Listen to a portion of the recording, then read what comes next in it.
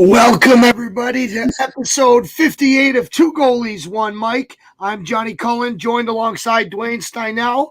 We are joined by now recurring guest Dave Starman. Dave, you're a beauty. Thanks for being with us here, pal. Oh, we lost him. Duane, we lost him. Oh, no, we lost him. While he gets back in here, Cully, it has been about 2 weeks since we've had an episode. A lot has happened in the last 2 weeks. Obviously, last night the Sabres broke their 18-game losing streak with a 6-1 victory over the Philadelphia Flyers. Carter Hart was a healthy scratch for both games. Which I know you're a big Carter Hart guy. Unfortunately, for you, It's tough this year, man.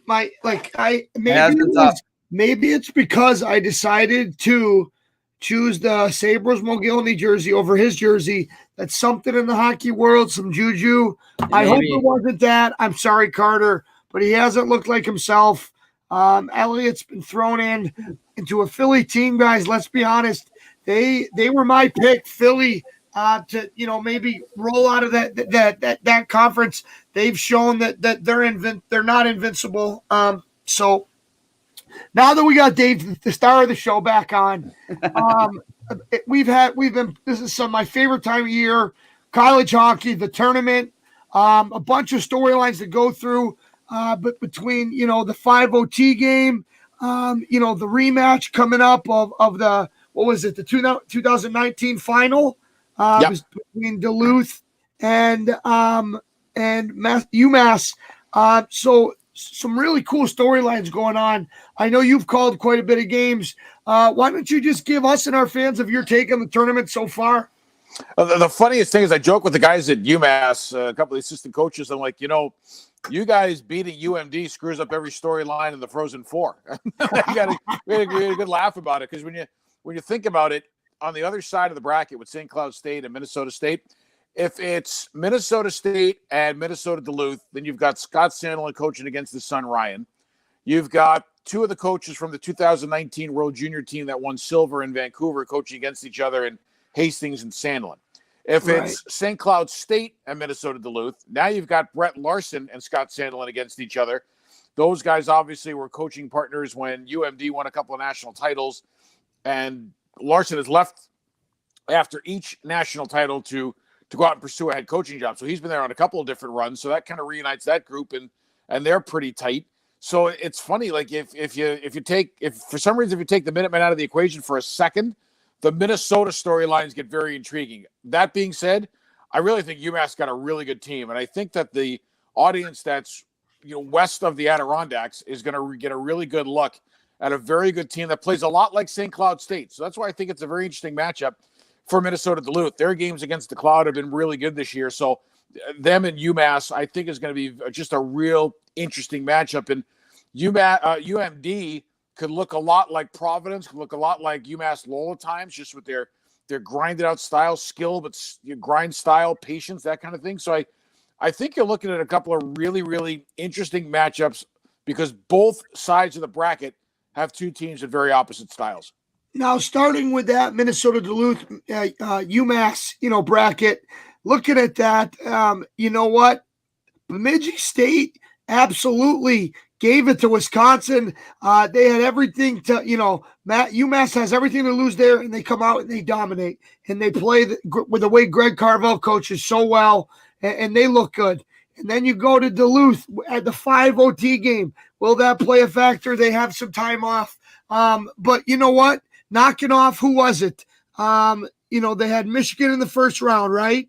That's a good team. And then you run into North Dakota, who I'll be honest with you, with your games on the call, that NCHC final, that was incredible, man. Whether it was the ending, maybe that was the semi. North Dakota came back to score on Denver, I think it was. With the tip in front, it's just been electrica, and they outlast North Dakota. So you got two good teams here coming up, and it will be fun to see that rematch. I'll tell you what, that Midwest Regional, it's interesting because it was 3 hours prior to game time when Michigan got declared ineligible, and couldn't play the game against Minnesota Duluth. And I was really looking just forward to that game. So disappointing. Yeah, I mean, that game would have been a lot of fun to watch. But that happened, and that was the early game too. So North Dakota had to play the late game against AIC and then play another late game the second night of back-to-back, which, they wound up playing 2.5 games that night. And, people are wondering whether or not that was a factor in North Dakota losing. But I'll tell you what, you go that long into an overtime, both teams are pretty gassed. And that was some game. That was one for the ages. That's one I'll always remember. But, moving around the regionals, watching Bemidji State beat Wisconsin, it just looked like Bemidji State was much more dialed in. It looked like Wisconsin never really gained the traction that almost they had all year. Wisconsin looked at as hey, we're going to run through that. It just right from puck drop. Bemidji State won more battles. They controlled the game. I like that pushback, but it felt a little too late, and it felt like it was almost only one player. It was. I thought for Wisconsin, it was just an afternoon where they never got rolling. I know from a coaching staff point of view, they didn't think for 1 second they were going to roll over Bemidji. I've watched a lot of Bemidji in the last few years, and Bemidji is always a pretty solid team that generally doesn't beat themselves. They may not have enough offense at times to overcome a bit more of a juggernaut, but they're never a team that makes the mistake that shoots itself in the foot.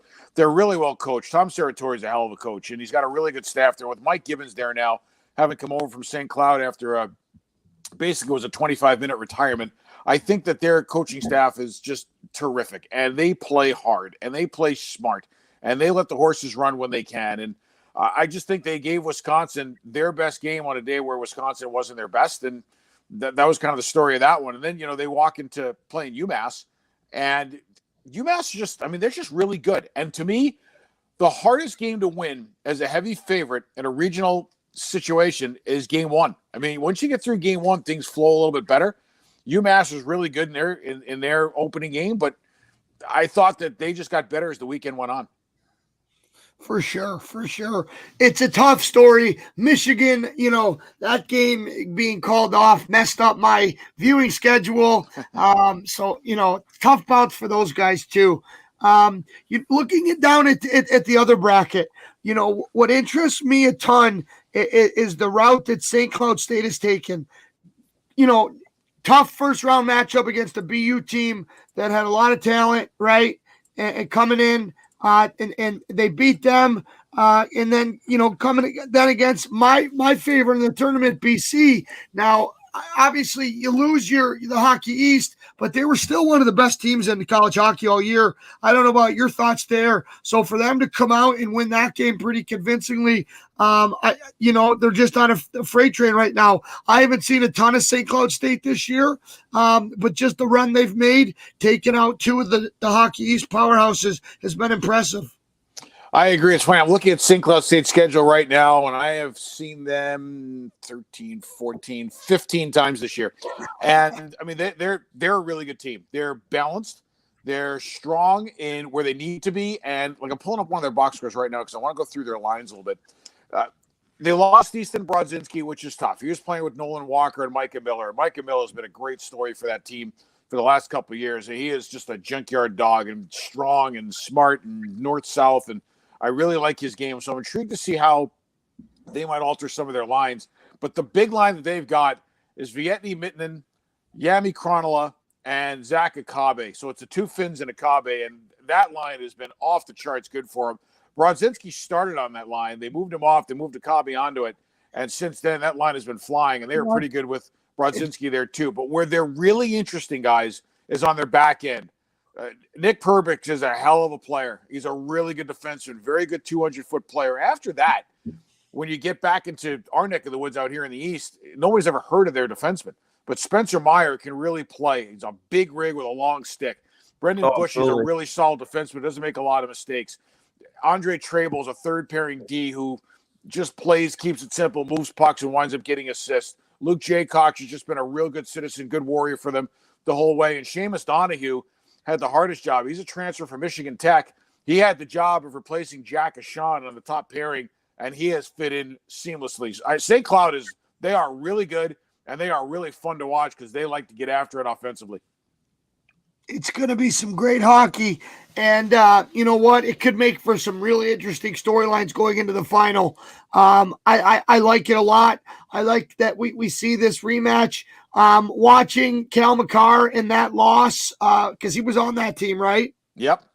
And that was right here in Buffalo, back when things were normal. You saw the passion on that mass team, and they still have the I think I'm saying it right, the Delgazos. Yep. Delgazos. I love watching those brothers fly around. They're a lot of fun. So we've been treated to some really good hockey, and we got some great matchups coming up. Looking into it, Minnesota State, St. Cloud. You just touched on, their game plans for both. The way they've been playing. What's your best prediction for this one? I learned a long time ago from John Davidson, never predict the game that you're working in because you're just going to wind up pissing somebody off. So I forgot you were calling that one. I'm sorry. So I never predict, but I will tell you this. I do think that Minnesota State is a little bit underrated in terms of what they can do offensively. I think they've got some firepower that can go. They've got a really good ground game. They're really good on cycles. They really make a lot of hay when they go low to high. I think their defensemen get pucks to the net pretty quick. Like, I like their team, and they can defend very well. And for the last decade or so, every free agent scout in the NCAA, me being one of them, has been running around chasing Minnesota State all over the country because between Nelson, Brickley, and Mackey, they've had a defenseman there that you've needed to watch. So those kids on Minnesota State are used to playing in front of big eyeballs that are watching them a ton, and I think that has made them a tougher team. They had a really good team last year, and much like a North Dakota, much like a Minnesota Duluth, they had a really good team last year that didn't get a chance to get to a Frozen Four and get to a national tournament. So I think that they come with experience, and they come loaded for bear. So the question to me is, you get Dryden McKay for Minnesota State, who is, all world right now. The question is, how does he handle the offensive onslaught that St. Cloud State can be in terms of the way they get their chances and where they get their chances from? And part two is David Renack of St. Cloud State. I think David Renack's a pretty good goalie, but sometimes he struggles in the first of two games. Yeah. If he settles in early, if Renack feels good about himself for the first 5 minutes of the game, and he's feeling it, it's a different story. Man, I always say that first save to get me in that movement. I know exactly what you're talking about. Yep. Yeah, for me, I didn't make a lot of first saves. So, I was always chasing it after that, but I think if David gets himself into a groove and gets in early, the hill for Minnesota State to climb, I think, just gets a little tougher because when he wants to be, Renack can be tremendous. Now, moving over to the other, the UMass UMD, you know what? It's funny because they both have 9 players back from each of there were 9 players on each team that were there at that in that rematch in that final game, right? And it's tough to say, how much can that affect it. I like the way that Carvel's run his program. I'm very close with Carson Gusevich, the St. Lawrence transfer, and he's been a horse. And he's fitting well on that top line. They got some knife depth across that forward group there, and then the way that their defense have been getting up in the play, it's just going to be fun for them to have their, I don't want to say their shot at redemption, but don't think that all those 9 kids in that group remember just how close it came for them, right? So getting back to this point, it's going to be funny to see. And what can we say about UMD? Back in it, they've been on this magical, I want to call it, a 5-10 year run, Dave. It's just something, they're doing something right there. And it's been fun to watch them. I'll tell you something. Let's start with UMass. And the one thing I think that's going to be very unique for Minnesota Duluth to handle, and they've saw it quite a bit when they play North Dakota, the way that UMass defensemen play in terms of defending off the puck as far up as the offensive zone, the way that they surf up like crazy and attack high forwards on turnovers, like they just have a very progressive and aggressive style with their defense core. I mean, they want to play 100-foot game, not 200. And I think that when you watch UMass, the one thing you'll notice is they don't start in their own end a lot. Like, they don't have to defend a lot, and they don't start in their own end a lot because I think they're really good at killing plays in the neutral zone and quick countering. So their game's 100 to 135 feet long, It's not a 200-foot game if it doesn't have to be. And that kind of is the genius of what I think is their team. And then they're good offensively. They can really come at you with good layers. So, but Minnesota Duluth is seeing a little bit of that in North Dakota, because North Dakota's defense corps, which to me was the best defense corps talent-wise in the country, same kind of deal. A lot of dive downs, a lot of surf ups, a lot of low wall play, a lot of seals. And for Minnesota Duluth, at the very least, they got a steady diet of that, especially recently during the course of the season. That game shapes up stylistically to be unique. But here's the other side of it. The one thing that the Minnesota Duluth guys told me, and this was after they lost the national title game, was now we've seen the bright lights. Now we've been on the big stage. Now we understand it. And there's less of a fear of the unknown going into it. UMass, when they went into it, they were, I think, a little emotionally drained from a big overtime win against Denver. You had the Makar-Hobie thing on Friday. The whole team was there. Kind of became a long day. Yeah. And you get to Saturday, how much these kids, they're kids. How much is emotionally left in the tank by the time you get to that last game after what was a whirlwind 2 days? I think it's a different story for UMass this time. Now, like UMD, they get there and they understand what this is. They understand the dynamic. They understand the time commitment. And they're not going to have to run all over town this time with Hobie ceremonies or anything else, because basically once you get to Pittsburgh, you're in shutdown. You can't go anywhere anyway. So I think UMass will be in a little bit more of a better mental, physical, emotional state when they get into this game, especially as a semifinal, not a final. And the way that Scott Sandlin handles that group, and how many different times in big games they've been down early, or whether they're holding on to a lead, they're a well coached, they're a well run program, and obviously that's been a big reason for their success. So we're on tap for some great hockey coming up here. Now, will you be doing the Frozen Four as well as the final, or just the Frozen Four? I will be doing radio for the Frozen Four. We're on Westwood One. It's going to be on both Sirius and XM's Channel 84. Myself and Brian Tripp, who's the play-by-play guy at Penn State, we will be teaming up together. Unfortunately, because of some COVID protocols and issues, Shireen, who's been doing ringside, she would have been a veteran of the crew. She's been doing ringside for 4 or 5 years on the radio side. There will be no ringside this year. We hope to get that back again next year. But it's Brian and I. Yeah, it sucks, but it's Brian and I for all 3 games. And I haven't done a game on radio since May of '93. I am really looking forward to it because that's where I started. So we have a question from a viewer, JT. Jake Machka, friend of the program with Trainwreck Sports. How insane was it to be a part of the 5OT UND Duluth game on Saturday? It was, first of all, the way we got to the overtime was as nuts as the overtime. It's 2-0 UMD, and they were in control of that game. North Dakota's pretty good, but I wouldn't say North Dakota's making a push. They were playing well. And then they get those 2 goals at the end of the game in the last minute and a half, and Shane Pinto set them both up. And it's funny because the second goal, Pinto meant to put the puck on net, and he whiffed on it, and it just rolled to Kawaguchi, who was open on the back door, wide open, who got the game tied up. And, then you get into that 5 overtime thing, and there were so many great chances. North Dakota could have won that game 30 seconds into it. I think there are a couple opportunities where each team missed the far post by about an inch. You had the goal that was overturned, and when the call was, letter of the law was the right call.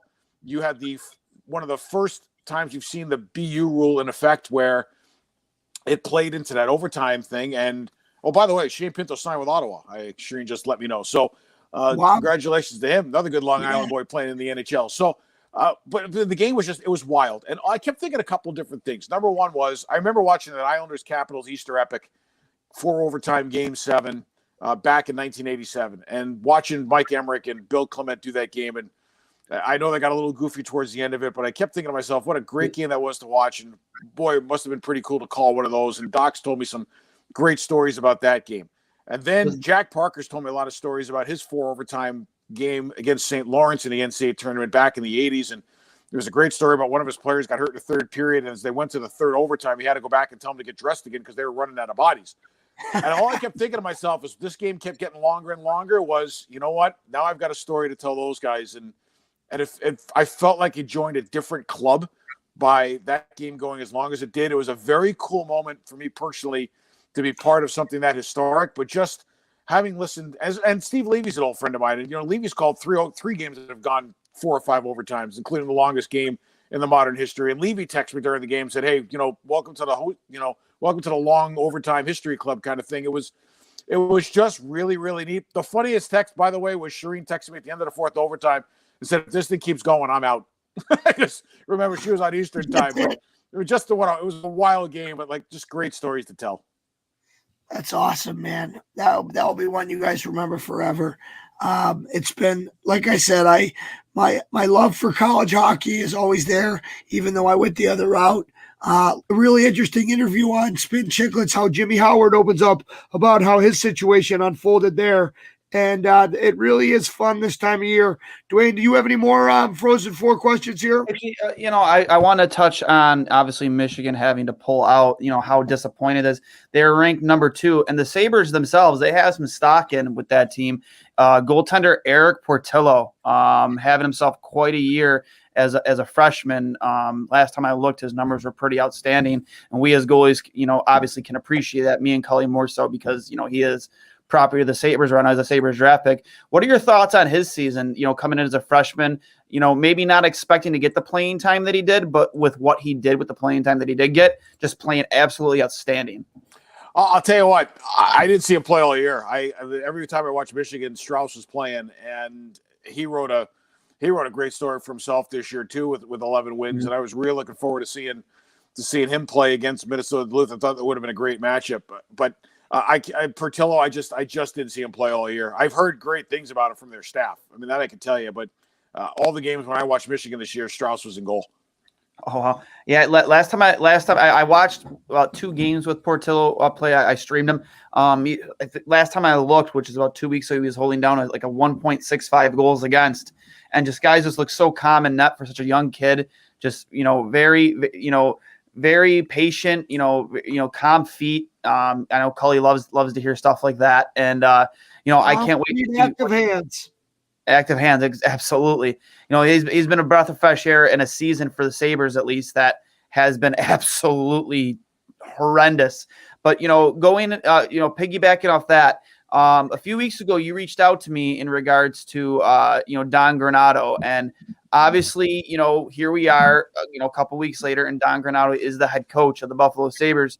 Just your thoughts on that, and what's led up to this for him. His experience coming in, and just your overall thoughts of Don, and what can he do with this roster, especially with the trade deadline looming 2 weeks away. Obviously he's probably going to have less pieces to work with. Taylor Hall is probably on his way out. Brendan Montour is probably on his way out, and we heard earlier today that Toronto has called on goaltender Linus Ullmark. Just what are the best attributes of Don, and what can he do that maybe Ralph Kruger couldn't do? I don't know Ralph Kruger very well. Donnie, I do know very well. And the one thing I will tell you about Donnie through his whole career as a head coach in the minor leagues, as a head coach with the National Team Development Program, as an assistant coach where he's been, Donnie has a great track record of player development. Now, the NHL is not necessarily a player development league. It's more of a ready-made league. And when you're there, you need to be prepared for what the NHL brings, because there's not a lot of practice time and there's not a lot of development time at all. And to be honest, the coaching staffs are probably a little bit busier than to be worrying about that development component at the NHL level than they are anywhere else. But if anybody can get a team to play like a team and play more offensive, Donnie can. He is a brilliant hockey mind. He might be the smartest hockey guy I know. And I love picking Donnie's brain whenever I possibly can. And I'm glad that we've developed a nice friendship. I've known him back from his days when he was at the national team. And, during the 2015 World Junior Championships, when he was the assistant coach for Marco Sicchi, when we were all in Montreal, I talked to him on a daily basis, and I still have my notebook full of notes of things that we talked about, whether it be offensive systems, defensive play, individual drills, individual skill development.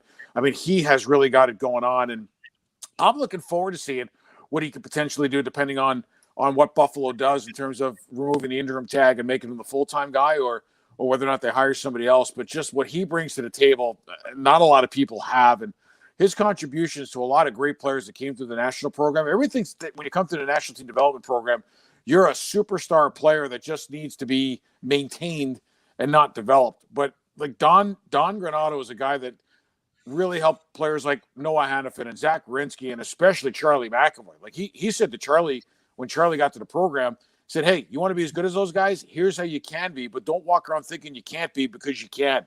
And he really got Charlie to believe in himself and developed a plan for Charlie to become a better player. And look at what McAvoy's doing now. And a lot of that credit goes to Don and Granato during their time at the program. So I'm intrigued to see what he does. And there's a part of me that thinks that if they sell off some of their assets and he winds up with a team that's got a lot of American League guys that are probably up but might not, or maybe shouldn't be, and some guys at the National League level that are kind of above average NHL guys, he might wind up with more success than the mix that he's got right now, because he can get back into that similar mindset that he's had, whether it be at Wisconsin or in the American League or in the East Coast League, where he's building a team, but he's also got some player development going on for down the road. I can't say enough good things about the guy.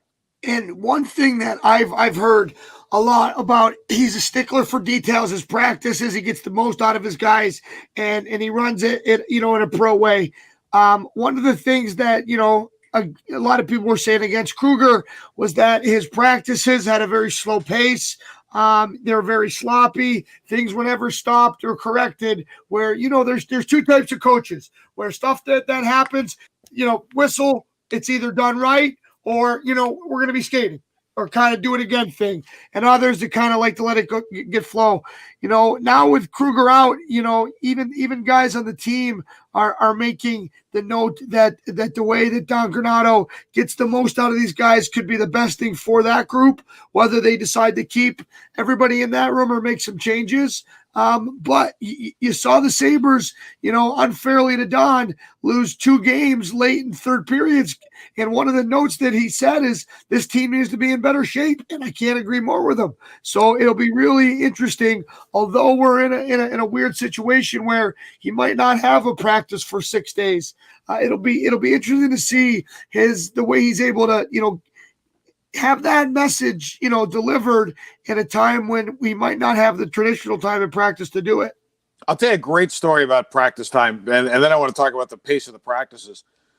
Pat Ferschweiler is now the associate head coach at Western Michigan. He was the assistant coach in Detroit for Jeff Blashill for a good long time. And towards the end of one season, Blash came in because they were struggling in one area. Blash came in and said to him, "Hey, when was the last time we practiced this concept?" And I can't remember which one he was. And Fersch was responsible for charting all the practices and seeing what they were keeping up on and what they were doing. So he said, we maybe had about 5 or 6 games left in our season. He goes, I went back, and not counting day of game skates, we only had 37 practices all year. Like, think about how long the NHL season is. So you take out the game day skate, you take out some of those individual just skill practices where you have 5, 6 guys on the ice on an optional, full team practices from the start of a season to the end, 37 practices on an 82-game schedule. This is what I'm talking about. It's not a development league, the NHL. And sometimes that's where you run into some problems. And that's something that Donnie has to face, with the fact that he's a tremendous practice coach, but he might not get enough practice time to get everything done that he wants to do. And you got to be selective at times during the course of the season, balancing the work to rest and travel ratio. But when it comes to practices and him saying this team needs to be in better shape, he told me an interesting story. I am not a big believer in the bag skate. Practice is not going well, because to me, you bag skate a team during a bad practice generally gets worse. And most guys, if practice is not going well and then you bag skate them for 10 minutes, they've got 2 words on their mind, and the second one is you. Yeah. But what Donnie said to me was, a lot of times when he was with the national team development program, remember, these are 17, 18-year-old kids. Good ones, but 17, 18, and they're still kids. He said a lot of times when practice wasn't going very well, instead of bag skating him, I made him play 10 to 15 minutes of 4-on-4 full ice. 4-on-4 full ice is like a bag skate in a lot of ways. I mean, he was controlling the shift times, and he was controlling the pace, and he was making things go. Maybe he was spot a puck somewhere else to make guys chase and change the parameters of the game. But the bottom line was, after 15 minutes of 4-on-4, that was a pretty intense skate, and he pushed them pretty hard. Instead of the 2 words with the second one being you, now they had 2 words on their mind, and the second one was go. And that was exactly the way. And I so believe in that philosophy. I had so many arguments with Long Island-based youth hockey coaches on, we're going to bag them now. We're going to bag them now. I'm like, why? Like, first of all, you're going to bag them now. The way you bag them, their skating stride is going to break down halfway through the bag skate. So what are they doing? They're surviving. You're actually doing counter to what you should be doing. It's absurd. Exactly. And that's why, to me, you try to get to what you want to do, they're going to be, that the tank's going to be partially empty. And they're going to be pissed off. I mean, who the hell works well when they're pissed off, right? Yeah, so, I mean, you want to play for your coach. You want to. And I love hearing these things about Granato. Part of me, I was a Ralph Kruger defender. I'll come out and say it. True. Yeah, you were. Duane, I thought he's a very smart hockey guy, and I still do. I just think that the revolving door between GMs and coaches in this NHL, especially with the Sabres, it takes a vision, right? And we've had some poor drafts, and there hasn't been, a president of hockey or a GM in here for longer than 2 years, right? So a lot of these coaches are like Don are put in a spot like you mentioned earlier, Dave. He could have a completely different roster 2 weeks from now, right? Yep. And it's about getting most out of your group. And I don't think it could be a better guy than him. So I'll tell you one thing on the scouting side. And it's interesting because having been through this for 11 years, there's a very interesting dynamic between GM, head coach, director of pro scouting, assistant GMs. I mean, there's a very unique dynamic, and each team has its own way that they do things. I don't know Kevin Adams. I've heard very good things about him, but I don't know him. But he is a Miami University guy, so he's got to be pretty good, right? So we'll start there. Good old CCHA, now NCHC guy. We like that. That's number one. But their director of scouting is Jeremiah Crow, who for a long time with the National Team Development Program, when Donnie was there, he is a really sharp guy. I mean, this is a bright mind in the scouting community, and he is only just getting started. And you got to give a team a couple of years. Like college hockey takes 3, 4, 5 years to rebuild a program. At the NHL level, you might be able to do it a little bit faster with some free agency and some trades and that kind of thing. I think that this kid is pretty sharp. And if he gets some time, along with Kevin, to work together at this, and we'll see where Donnie shakes out and all this, those are three pretty good minds that I think lend to a bright future, just depending on how the chips fall. But with Jeremiah Crow, I think you're in pretty good shape. I once heard J.D. Forrest talk about Jeremiah Crow, saying that, he'll be in this league for a long time and he'll have a lot of success. And he knows him very well. So excited to hear that, because a lot of people, Duane, a lot of Sabres fans, they don't have any reason to really believe in things will get better. And that's the mirror of the pain of being a Sabres fan. But that's why I like having Dave on and yourself. We can actually talk about the differences that are being made and what can help turn the ship around. Now, one question I have for both of you is this. It gets thrown around a ton, the word culture. But I really feel like, when you look at the Flames bringing in, who'd they bring in? The coach, Darryl Sutter? Yeah, bringing a guy like Sutter. They did it for a reason, right? To try to change something up. The Sabres have, could be culture, could be lineup, but a culture change needs to take place. For you guys, what's one of the most important things Don's got to do here early to instill that winning or that, whatever it may be, mentality that we apparently don't have here? Duane, I'm going to go with this, and you read off this after what I say, and tell me what you think. There's a couple things. Number one, Red Gendron, who was a great assistant coach in the NHL for a long time and a great assistant coach at the college level, and now the head coach at Maine. He has said to me many times, the team that gets off with the bus with the best players generally wins. Right now, the Sabres will very rarely, if ever, get off the bus with the best players, just with the way that their roster is currently put together. Now, that's not a knock against them. There's just teams in the league that are better. Yeah. So there's number one. So the big challenge right now is to get a team that knows that it goes into every game a little bit undermanned to figure out a way that they believe that they can win. And good veterans that have been around help create a pretty good culture. And one of the great cultures that I was ever exposed to was the 1994 Rangers, because that group had so many guys that had been there and so many leaders. Right. And the mantra of both the GM Neil Smith and the head coach Mike Keenan was go out and get guys that have done it before. And I think that really pays off in spades. And when you look at that roster, you had the core Rangers that grew up as Rangers, whether it be Alexei Kovalev or Brian Leach or Mike Richter. I mean, you had some of the homegrown guys. And then you look at what Neil Smith added. He added half of the Oilers Stanley Cup teams from the 90s, whether it be Bukaboom or Messier or Graves, or I mean, you go down the list. And he made that trade at the deadline that wasn't extremely popular either, right? That ended up helping them. Absolutely. You get Steve Larmer in there. You get Glenn Anderson in there. So to me, at the pro level, to be able to build culture, I think you need guys that have won before. The Red Wings were the same way. They kept bringing in guys that had been there before. They kept bringing in guys that were established guys. And I think that, players who know their way around the locker room and know their way around the league tend to be able to help you build a winning culture a little faster because they understand it. It's really hard to hand a team over to young guys. Those guys are hard to get before. Yes, they are. but before you add in your piece, Duane, how do you go about that, Dave? It's not easy, especially in COVID times, to go out and get good culture guys. It really is hard. It is, and a lot of guys have no trade clauses. A lot of guys have certain places they'd rather play, and like I think Buffalo's a good destination. I've always liked the city of Buffalo. I think the building's unbelievable. I've done two World Juniors and a Frozen Four in that building. Like I like that building. I like the Harbor Center next to it. I like what they did with the hotels right by it and the area they've created. Like Buffalo's a nice destination. It's a great summer spot. It's a good place to play. I think that when it comes to building that culture and getting the players, you got to get. That's where the savviness of your staff comes in, and that's where your advanced scouting comes in. And to me, pro scouting is, I mean, amateur scouting is vital, but pro scouting is really good too. And being able to identify the guys that can fit into your lineup and do they fit in your price tag and what's your cap situation and what are you spending. But I think that the pro scouting side of it, the being in the rink, pro scouting, eyeball test type of mentality where you're just watching and putting pieces together, like that becomes an all important component to getting the right guys into your room, especially the right captain that could come in there and all of a sudden say, this is the way it goes, because you guys know from playing the most important 3 minutes in a game is between periods. When after the coach walks in and talks to his team between periods, it's what the captains say next. Yeah. And if your captains and your leaders in your room aren't as dialed in and an extension of the coaching staff as they need, big boys. And I feel like that's been commonplace ever since Ryan O'Reilly left. I know it for a fact because he was a guy that playing with guys that played with him in Erie. He was that guy in the locker room where after the coaches came in, he was an extension of the coaching staff. And one knock, Duane, do you think that Jack Eichel is that type of leader? Here's the thing with Jack Eichel. I do think he has the ability to be that kind of leader. I think that going back to what we talked about earlier, there's been a lot of inconsistencies with this team. Jack has been through how many head coaches is being drafted here? How many GMs?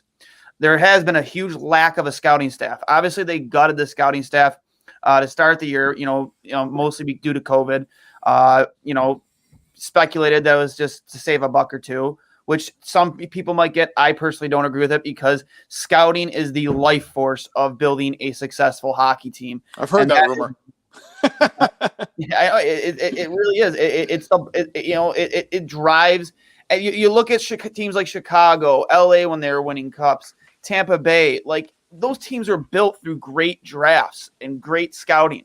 And we just haven't done well. I was looking at the past decade or so of just, the Sabres draft picks, and it is depressing how many times you've missed in the top 3 rounds, top 4 rounds. Once in a while, guys like Alex Nylander, Grigorenko. I mean, I always on the team, but Gergensen was a first-round pick. I love the way he plays. I love how much of a hard-nosed blue-collar player he is.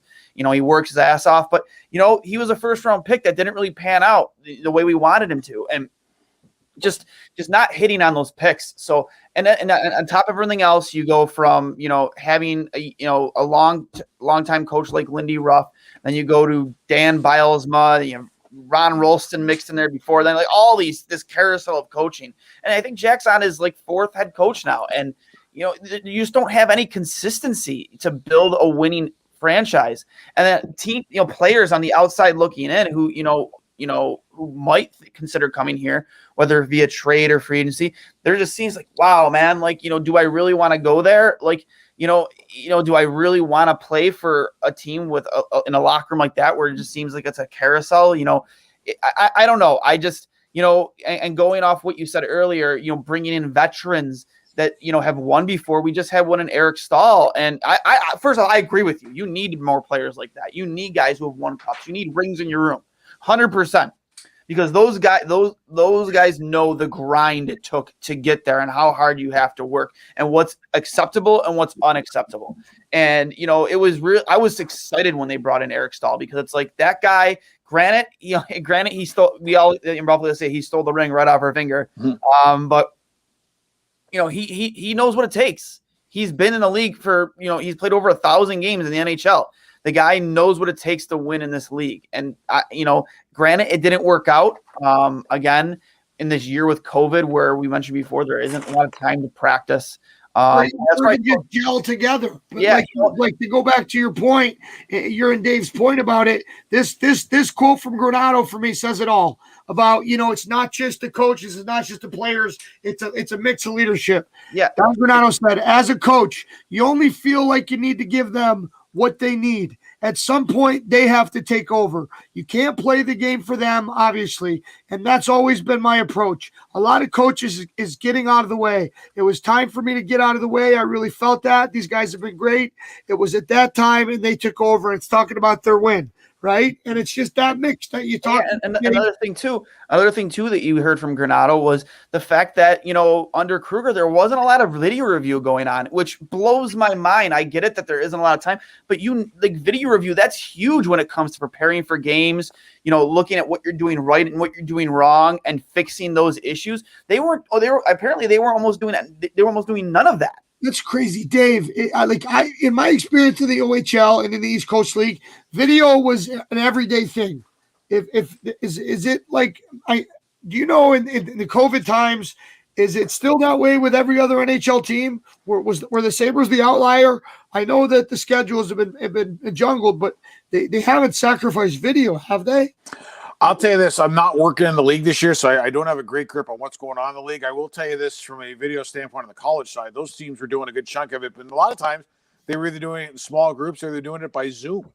Right. And I had a lot of coaches say to me on the college side that they found a lot of success with the Zoom calls because there were some players that were a lot less afraid to speak up in the Zoom meetings than they were in a room of 25 people, whether it be like a theater room or a conference room. I get that. I respect that. Especially with younger kids. The younger kids, I can imagine. Right. I mean, if you're an introverted kid or a quiet kid or a little bit shy, I mean, that's never been an issue for me, but I can understand where people could feel that way. And, on the video thing, there's no question. I think as coaches, we can overdo it. And, I might be a bit of an overdoer when it comes to some of the video stuff. Like I watch a lot of video every day and I share some of it with my son who's in 05 but not everything. And I'm a big believer in the Pat Riley philosophy of you don't have to teach them or show them everything but you've got to make sure that they really understand a little bit you decide to teach them. Yeah. And that has really helped my coaching philosophy as I've gotten older, and that's a big part of it. Dave, the hardest part, and for me as a coach,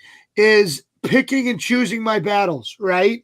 And if I see 4 things that I saw wrong there, which one am I going to focus on? And especially in goaltending, and that's very challenging.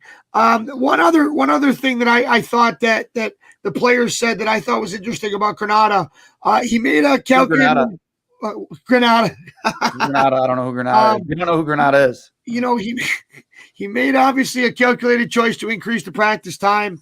But he preached about playing with pace, defending aggressively, and seeing more time on the offense. And when we go down to X's and O's there, I feel like the changes he made were in our neutral zone defending and our ability to regroup. And a little bit I saw of that.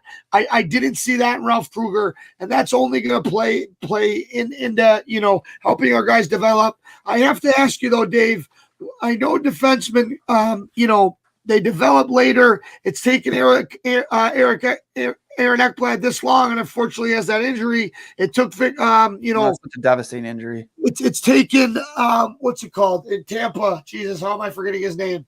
Sergachev? Hedman? No, even though he is a stud.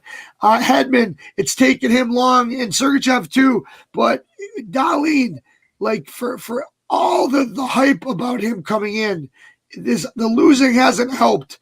Is Don going to help in that way, even in the interim tag? I'll tell you what, Don might be the perfect guy for Darlene because he's used to that age group. Remember, like Darlene came into the league at an 18-year-old, and like it's funny. A lot of people have been talking about the 2 kids in North Dakota, the 2 defensemen, Jake Sanderson and Tyler Clevin, and whether or not they should go back to North Dakota or they should turn pro. And I know they've had Jacob Bernard Docker that just turned pro as a junior, but Clevin and Sanderson were only freshmen. And I keep saying, Sanderson could play on Ottawa's blue line like tomorrow. Like he's like Cale McCarr. Like he could go run our power play right now. But here's the but. I felt that way about Cale McCarr. Cale McCarr went back for a second year, and I'm telling you, that second year was a big deal in making Cale McCarr NHL ready. That second year for Quinn Hughes was a big deal. Quinn Hughes too. Yeah, that second year for Zach Werenski was a big deal. I mean, so So when you take a look at some of those guys and the fact that they went back for some extra time, defense is a late matriculation position. He walked in there. Everybody thought he was ready-made. Listen, just because you're a first-round pick or a top 5 pick, that doesn't mean you're an all-star tomorrow. That just means that somebody thinks you can be a really good player somewhere down the road. And he may be a really good player somewhere down the road. But the lack of his ability to marinate somewhere where he can go out and make some mistakes on a smaller stage probably has hurt him a little bit. And Craig Button, to me, said it best. And he did a podcast a couple of years ago, and he said this to me too. And I think it's a really good statement to keep aware of. You've got to be, you might draft the guy, but you are as responsible for his development as he is. And if you don't have a development model in place for when he gets there, then you're setting the player up to fail. I'm not intimately in tune with what Buffalo did when Dahlin got there, but it's unfortunate they didn't get a chance to play 100 games in the minor leagues where he might have come up in a little bit of a different situation. I mean, that's only my hypothesis. He came in the league at 18. Yeah, 18. They need some of these younger defensemen. They may need some time. I mean, some of these guys come in there and they're great. Charlie McAvoy hasn't missed a beat. Sergachev didn't miss a beat, but Shetland started slowly. With the tag of being the first overall pick, I think that puts it in a tough issue, right? Because you're like, it's almost expected at this point. But D developed differently. Would the best path have been staying in the Swedish Elite League? Would it have been coming over to the AHL? Like, looking back on it, I know it's tough, but what do you think? With that first, those other guys like Makar and Hughes, it makes it easier, even though they're only 4 or 5 spots back. They don't have that number 1 tag. How often do we see a number 1 pick go back? You really don't. And to me, like, if you're a young stud defenseman, what's the best thing that you could have when you're 18 years old? A coach who knows how to develop defensemen. And like, I've joked with people. I said the worst thing about Dahlin is I wish he could have gone and played a couple of years of college hockey. I mean, there are some great coaches in college hockey in terms of developing defensemen. Like, hypothetically, I'd have loved to have seen that. It would have been great for the kid. But you need to bring these players in, and you need to be in a situation where you can continue their evolvement. And somewhere along the line, I think Dahlin just kind of hit a patch. I still think he's going to be a special player. I mean, like, he is as skilled as any defenseman in his age group that I saw, but he leveled out a little bit. But I also think that great players are great players when they're surrounded by some other great players that push them to be even better. And I think that's like the next challenge when it comes to him. Here's my thoughts on Dahlin, and we'll wrap this up here in a minute. But when it comes to Rasmus Dahlin, there are a few things when it comes to any athlete, not just hockey players, athletes, is there's things that are hard to teach. One of the hardest things to teach, one of the things I don't think you can teach, is the ability away from your coaching staff, away from your team, to strive to be better. You have to have that internal motivation to want to be better, to get yourself to that next level, to not have to be told by a training staff or a coach or a teammate, say, hey, this is what you need to do away from us to get better. During the whole COVID pause, he put on almost 20 pounds of muscle. I mean, most of the people saw that picture of him playing ping pong in somebody's backyard and nothing put a pair of swim trunks. The guy looked like Ivan Drago. That is absolutely serious. The guy was just huge. And we were all so hyped up coming this year. We almost forgot that this kid at the time was 19 years old. 19. So came in the league at 18. I think the stat was he was second all time for points for a teenage defense, and only behind Phil Housley, I believe. Which that's a great name to be mentioned with, is Phil. How his career went, another U.S. born defense, not another, but a U.S. born defenseman. But again, he put all that work in on his own to get to the next level. And is he having the year we want to have him here? No, absolutely not. My personal opinion is, and I said this all leading this season, you need to get a veteran defenseman to play alongside with him. I was a huge advocate of that. I remember when Travis Hamonic was available out of Calgary. I was like, get that guy, have him play for 1 year with Dahlin, just to calm him down, because we had too much youth on our blue line and not enough veteran leadership. And I was a huge advocate of that. Just get somebody that, could calm him down if he has a bad shift, can work with him, sit him next to him in the locker room, help develop, build a culture with him that, obviously you're still a kid. You're going to make mistakes. Don't sweat it. Just work on the next shift. He hasn't had that yet here in Buffalo. He hasn't. He's been playing with other young kids, guys like Yoki Harju. He's playing with, I think, Will Borgen for a little bit. Just all these young kids just coming into the league. I think that's where the Sabres, not I want to say failed him, but not bringing in that veteran leadership, somebody to play alongside him. A guy like Hal Gill would have been perfect. Gill in his last 2 or 3 years would have been – that's the guy you're talking about. But I totally get it. 100%. There's a lot of fans here in Buffalo. Yeah, he's a bust. He's 20 years old. He's 20 years old. You call this kid a bust? You watch him at 23, 24, 25. Listen, the human male brain doesn't fully develop till 25. You watch him when it hits that point. I mean, that's going to be a whole different ballgame. I'm 29. I'm still waiting, buddy. If you want to talk about comparable, people like to compare him to already trying to compare him to Norris Trophy winning defensemen, like guys like Victor Hedman and Ekblad. Like Victor Hedman didn't score 40 points in a single season until his 6th year in the NHL. Dahlin did it 2 years in a row as rookie in his 2nd season in the NHL. And you got to remember that 2nd season cut short because of COVID. This season, another shortened season. So you know what I mean? I think he's 4 or 5 points away from scoring 100 points in his career as a 20-year-old defenseman. That's mind-blowing. Yeah, he's going to have struggles. You want him to struggle because you want him to work through those struggles. You want him to push through those struggles. Find me a player who hasn't struggled in their career at that age. You're not going to find anybody. Nobody. No, that's right. That's absolutely right. So, Dave, as we wrap up, you'll be doing both games. St. Cloud and Minnesota State, 5 p.m. Eastern time. You can catch it on ESPN2. Will you be doing the broadcasting there, or did you mention something about the radio? So we're on radio. It's Sirius and XM channel 84. You will have the live broadcast of both games. It's Brian Tripp doing play-by-play, and I'll be the analyst on those two games on Thursday and the championship game on Saturday. Don't miss out. You'll be hearing some of the best radio play-by-play in color from our guy Dave Starman. I love the way you're able to break down. I think you're being in that bubble, the NCHC bubble, and seeing even though it's not all those teams in there, I think that you've had such a good pulse on the hockey game this year. It's going to be very fun to see your insight. I always love when you're on the call. So fans, tune in, channel 84 on 5 p.m. On the 8th. That's a Thursday, and then 5. Right after that at 9 p.m. Don't be late to catch our guy Dave finish off the doubleheader. You guys can't find a better guy to call games than Dave Starman, man. He did a phenomenal job during the World Junior Championships. I enjoyed it thoroughly. That's actually back when I got in touch with Dave, and I again very grateful for a second time you've come on with us, Dave.